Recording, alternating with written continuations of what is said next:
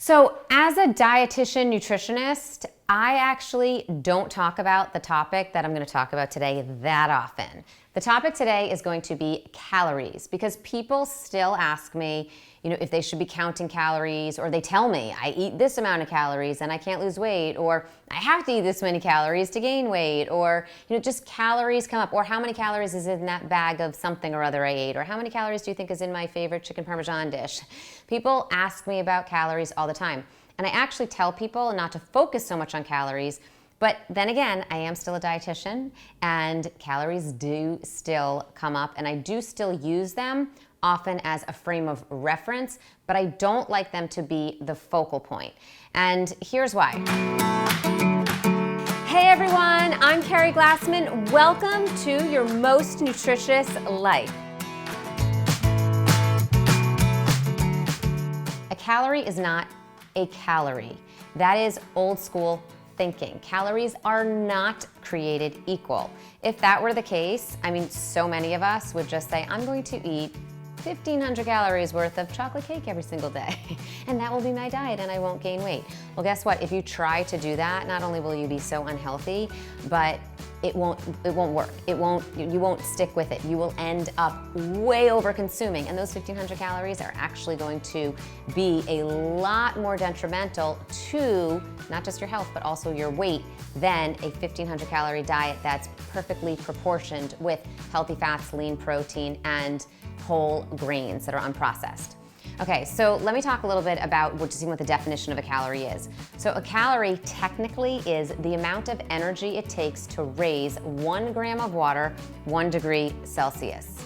So what does that really even mean so much? It doesn't really mean that much to us, but basically what food is given a calorie amount based on the amount of energy that is produced once it's inside your body. However, there are a lot of other factors at play. Hormones, cravings, emotions, and even just your social life affect the amount of calories you consume. So I want to break it down a little bit and explain why calories are something that are not the full picture, and why you need to look at quality of food. Now, of course, we know quality of food also affects our health, but even from just a weight perspective, we need to look at quality of food. So let's take, for example, this little bowl of sugar right here. Sugar, sugar, sugar, sugar. What is this going to do to your body? It's going to increase the amount of insulin you release, which is going to tell your body to store more fat. So not only is it not good for you, and is this sugar bad for you, you're not getting anything in it. If you just lived on, let's say, X amount of calories from sugar, you would eventually die because you're not getting any nutrients. So you might be saying, yeah, well, I eat healthy and then I have a little bit of sugar. It's not going to kill me because I am getting other nutrients. Yes, that's true, but that sugar also is going to affect the storing of the fat, increasing that insulin and then storing fat. So aside from the fact that you're not getting any fiber, you're not getting any protein, you're not getting any vitamins A, E, C, you're not getting anything good for you in these calories, and they're wasted calories, they're also causing your body to store fat. Well, let's take a look at, let's just say that this banana and the amount of peanut butter we have here equals about those 200 calories. First of all, you're getting carbohydrates that are unprocessed, good carbohydrates, right, from fruit. Then you're also getting protein, and you're getting healthy fat, and you're getting antioxidants. You're getting different vitamins and minerals and phytonutrients in the banana and in the peanut butter. So not only is this good for you and good for fighting inflammation, good for your immune system, good for your skin health, but it's also good for you in terms of weight loss, because what this combo of carbohydrates, protein, and healthy fat does for you is it's not going to affect your insulin, that hormone, as much as just eating this bowl of sugar. Okay, so should you just forget about it and never look at a calorie again?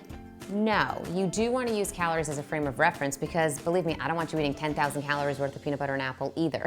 And by the way, I'm just using this as an example because this happens to be a favorite snack of mine, but I could also use another example of, let's say, a high fiber cracker and hummus, or an apple and a handful of cashews. So I really just wanted to use an example here of whole, real foods that give you a combination of carbs, fats, and protein.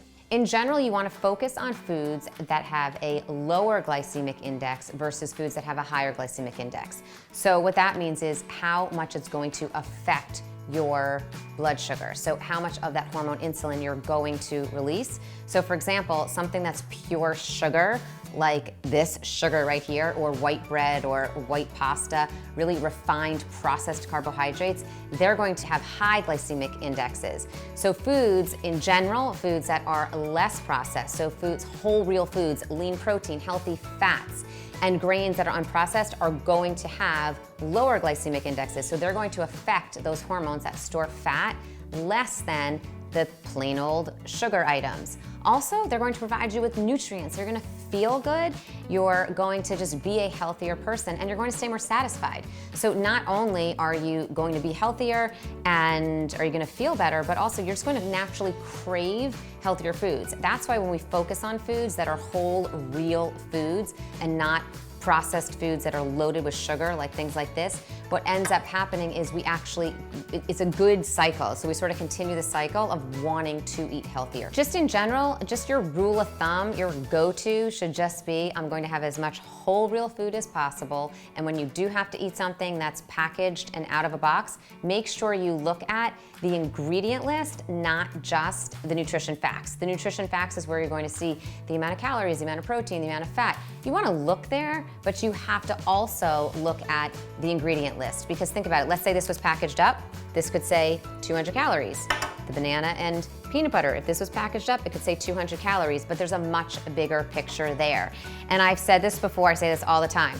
If you look at the nutrition facts without looking at the ingredient list, it's kind of like buying a house without going inside. There's a much bigger picture there. So look at the nutrition facts, but also look at the ingredient list to really see the full picture. Focus on as much whole real foods as possible and listen to your body. Listen to your body to control the amount of calories you consume, and don't tell me, well, my body tells me to go eat a whole bowl of ravioli. No, it doesn't.